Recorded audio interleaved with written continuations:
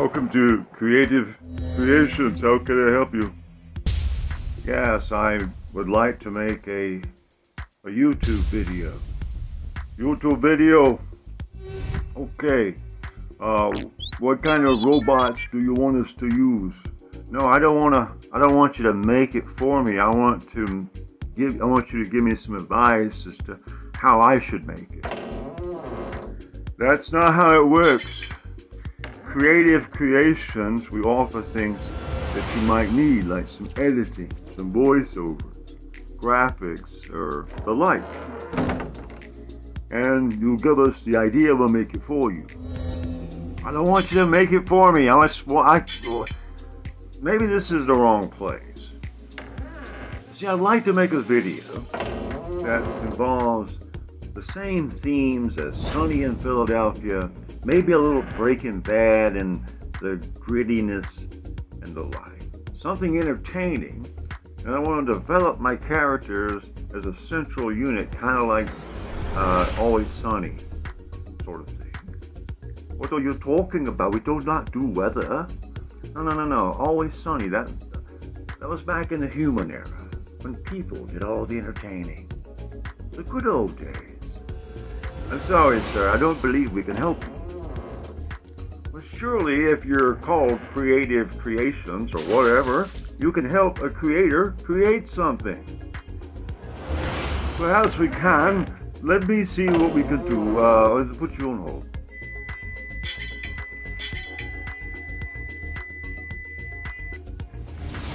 Hello, this is Abdul. How can I help you? Yes, I'm trying to make a YouTube video. It's an entertainment thriller kind of thing. Kind of like Sunny in Philadelphia with a kind of a eclectic feel. I'm sorry, sir. You must have the room department.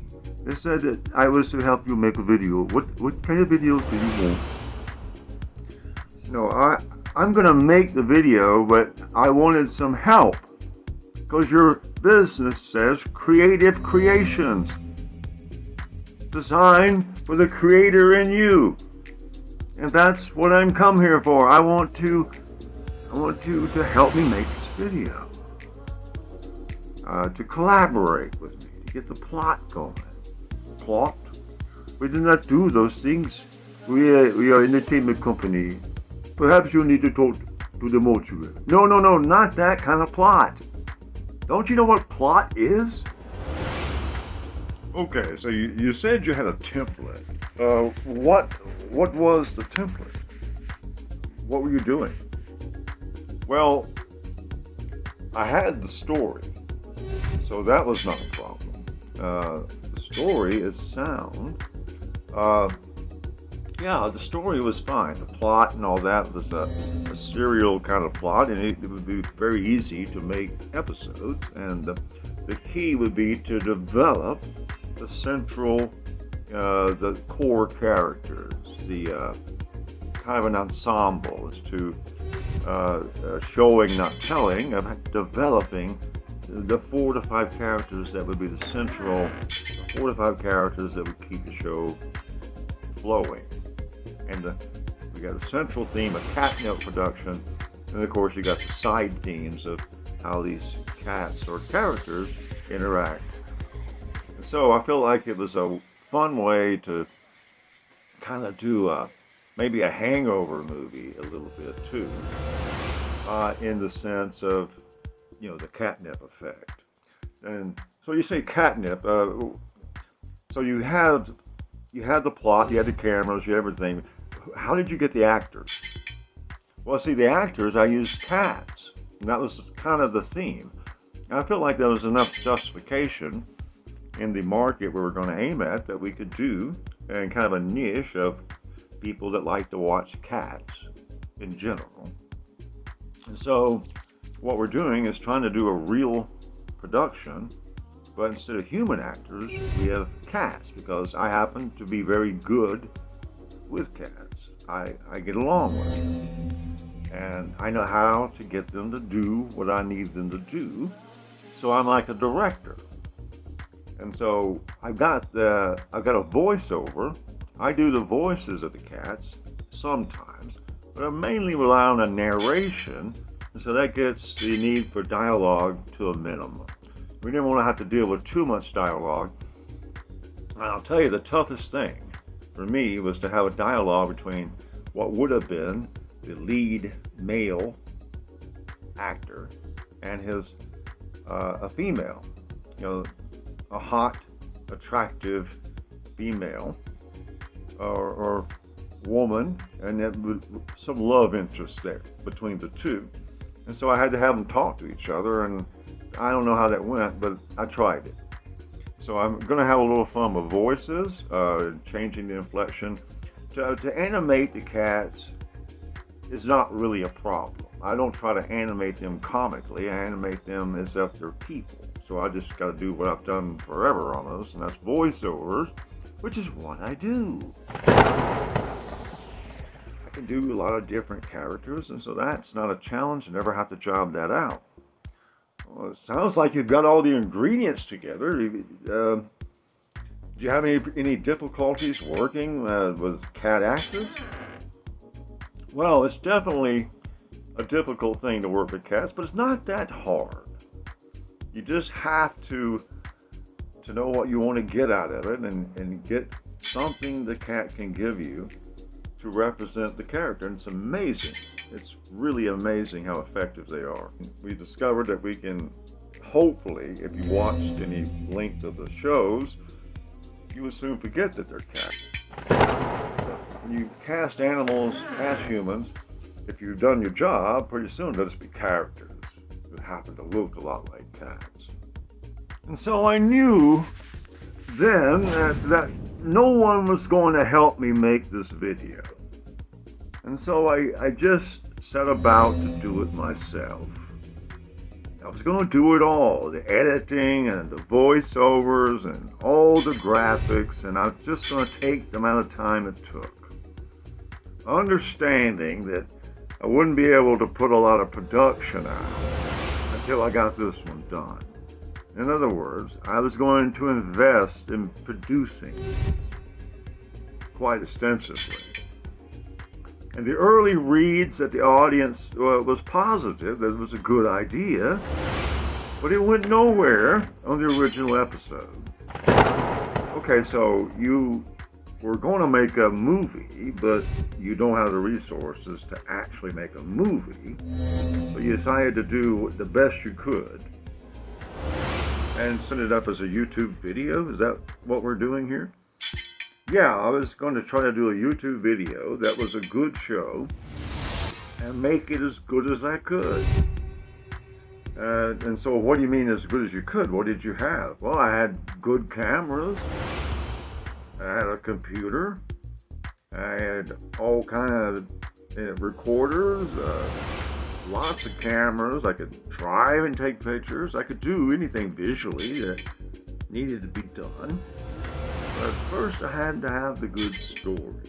I finally came up with one. And then we didn't know how to market it. And it did really lousy on YouTube. It didn't get a lot of attention. But I felt like it was a template that we would still want to work with. And I didn't want to change the template too much, but I was a little concerned that the reaction from YouTube was very cold, to say the least. And so where does a creator take something that he's put some time and effort, whatever, spends to make something like your entertainment show? Where does he market that today? If YouTube's not interested, where do you go? Well, it's a good question. So the question really is just to make it and let that part be a separate adventure. And that's always a concern. But YouTube is a great opportunity. YouTube is the opportunity people like me really should be able to capitalize on. And so we're just going to keep trying. But we're not going to play the YouTube algorithm, and we're just going to make this thing the way we want to make it. And if anyone happens to like it, then that's one place that it kind of lands. Well, what was the name of the show? It's What was the title? It's on YouTube. The title's changed numerous times, so I changed the thumbnail 25 times, changed the title many times. Couldn't get the metadata to pick it up, really. And I couldn't figure out why. It was a time when shorts became the big thing when it came out. And in the time that I published it, I actually got a lot of the clips from the show and made shorts out of them and got thousands of views. So maybe it's just long form stories aren't going to fly. But if you had the viewers to watch it, all you can do as a creator is to make it as good as you can, and hopefully it's worth watching. And YouTube is just one more outlet we're trying. But it would certainly be nice to catch a wave, so you could use the enormous audience potential of YouTube. Something like that would be fantastic. So the title changes, but it was a story about cats getting catnip from other sources than their human overlords. We get high-grade catnip, and they get it when they wanted it. So that would be a great actual accomplishment if I was a cat. Yeah, so the story is about, from a cat's perspective, that would be a big deal. A lot of humans have things they'd like to have in better quality and more consistent quantity. We all have things we like in this world, and cats like catnip. That's a fact. So we're basing it on that little bit of science. Well, we're almost out of time for this segment, but we will continue this conversation. If you guys would like to go over to check out that show on Show and Tell YouTube channel, Catnip, or River Catnip, I think might be the last title that's showing up, but something in that category. It's a good show. I liked it. I watched it, and I would like to see the promised next episode. Well, yeah, we're working on the next one. It takes a long time to make these because we're not just cranking out a video like a short. So it's coming. All right. Well, we'll look forward to that, and thanks for stopping by. Thanks for listening to Vermont and Beyond. And tonight we talked with a YouTube creator. He vows he's not a YouTuber. He does need to use YouTube to get his project launched, and it's a very interesting project. As always on Vermont and Beyond, we look for little people and big people, but we look for real people who are trying to do something a little different, and we try to give them a helping hand. I am Buzz Collier, and I thank you for joining us. And if you have any spare time, check out that show, Show and Tell. It's got a great little show about some cats, and we're going to talk more with him, the creator of Show and Tell, Gary Mitchell, on our regular full-length podcast. If you're listening to us from there, we will continue in just a moment our segment with Gary Mitchell, the Show and Tell creator. He's got about 300 videos, and some of them are entertainment, and some of them are other things, but this one was an entertaining production, I must admit, and then we wish him well. And we're going to talk more with Gary Mitchell when we come back on Vermont and Beyond. And I am Buzz Collier, and thanks for joining us. And if you have time, stick around for that full-length podcast. You can check out all the Vermont and Beyond podcasts on the Vermont and Beyond podcast playlist. And thank you so much for joining us.